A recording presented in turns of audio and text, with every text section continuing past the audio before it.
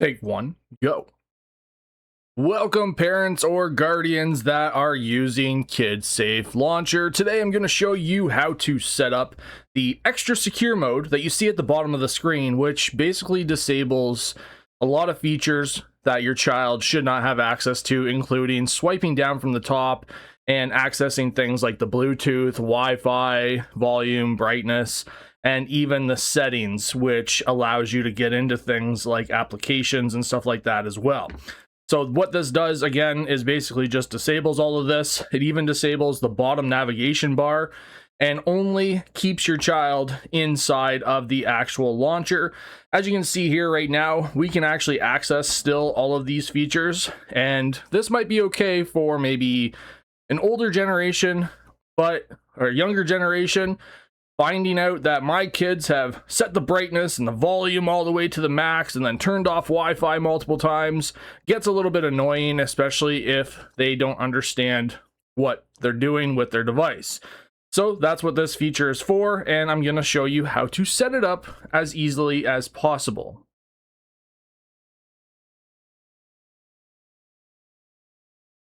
So to begin, if you didn't watch the very first video on how to set up KidSafe Launcher, go ahead and do so now.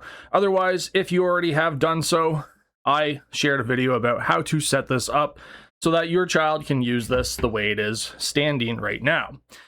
However, there is a feature at the bottom of the screen that's called Extra Secure Mode.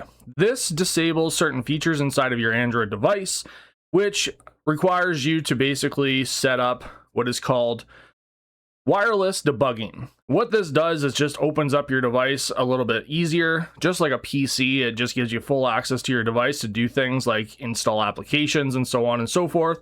And this is also something that I use when I end up developing applications like KidSafe Launcher, because yes, I am the developer. My name is Jordan. I developed this application for my kids almost 5 months ago now, had them test it before I released it to the Google Play Store, and now it is on the Google Play Store for you to use with your tablet or your phone. So what this is going to tell you is that, hey, this is not authorized yet. You need to actually get this to authorize it, which is Shizuku. So what we're going to do is click on the Google Play Store, and we're going to install this application right here called Shizuku. Now this application is a way to run certain things on your device, like commands, which is what it's called, to actually get this started. So there's a step-by-step guide to actually get started with Shizuku that you can actually follow inside of Shizuku. And we're going to click on step-by-step guide, and it's going to tell you what to do. Now, the next thing you can do is actually just follow me, but there's a pairing step guide. So let's click on pairing, notification options, turn on notifications. Now we need to go into developer options. So we don't have developer options enabled yet. So basically, developer options has to be enabled by going into your device's operating system, go to settings, go all the way down into about phone, and I'm using a Samsung S22 here for today. And you're going to look for an option that is your software information. You're going to look for an option called build. Now you have to look for this on your phone. If your phone is different, you have to look for wherever the build number option is, which is right here, as you can see. If you tap this multiple times and click OK, this will say, hey, you have enabled an option called developer mode.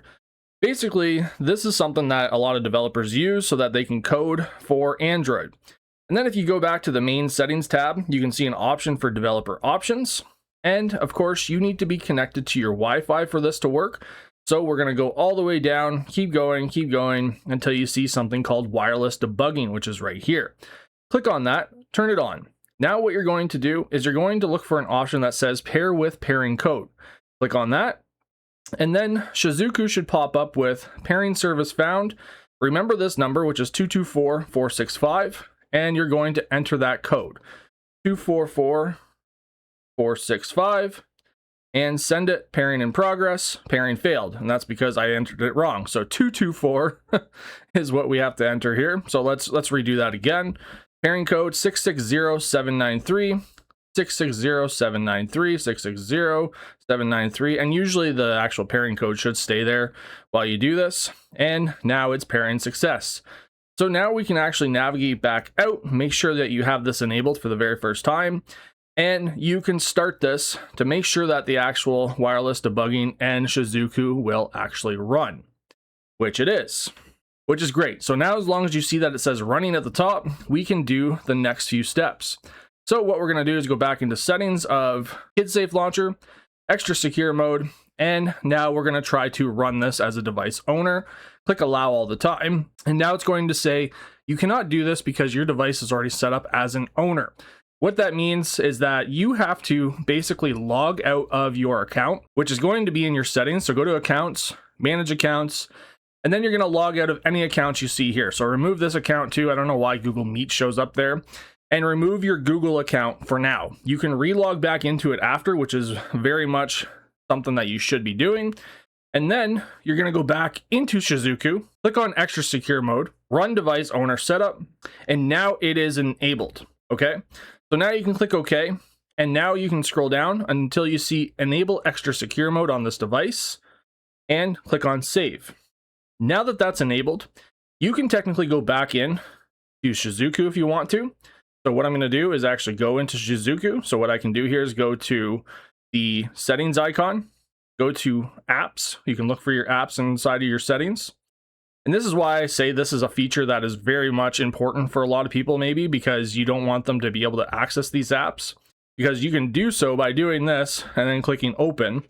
Now we can actually stop Shizuku, and you can technically delete Shizuku because this is already set up on this device, and you can uninstall it just like so.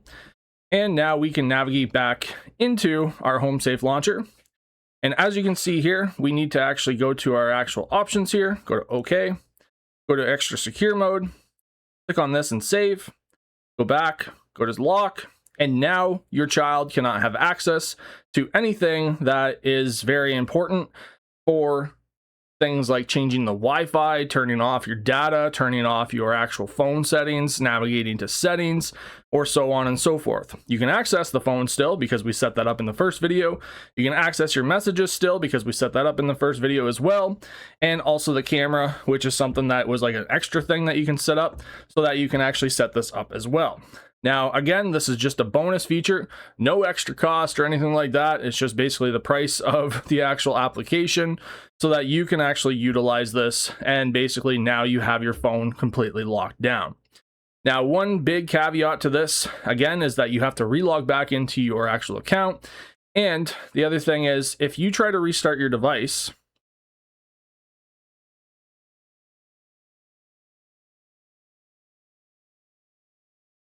or the phone turns off or anything like that, which I'm going to do right now, and you have a PIN on the device, unfortunately, you have to have that PIN accessible for your child, or your child has to give you back the phone so that you can actually get back into the KidSafe launcher.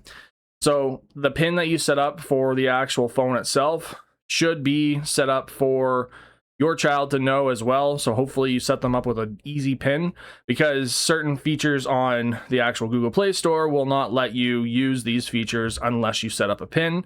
However, you don't need to set up a PIN. You can just basically leave it as is, and then it should boot back right into KidSafe Launcher. Now, the reason why you see no signal is because I have this connected to a capture card, and this capture card is recording everything that is on the screen right now. So we just have to give it a second for it to reboot the phone. So now that it's back in, we are back to set up so that we cannot access anything that we do not need access to as a child. From my testing, this is something that I've noticed with my kids again, where they try to change things and it kind of gets to a mess where it's when they come to you and say, oh, the internet's not working, or hey, my brightness is way too high, something like that. And that's just something that I've experienced. So that's why I ended up coding in this feature for you to use. Enjoy using KidSafe Launcher. It's on the Google Play Store, and stay tuned for more videos, because there's also an option if there's any updates to the application that'll allow you to install the new update and then remove this feature for like a few seconds to actually let you update the phone. Enjoy, have a nice day. Using KidSafe Launcher is going to make your child's safety experience and their entertainment a little bit more pleasable when they use their new phone or their tablet in 2026 or beyond.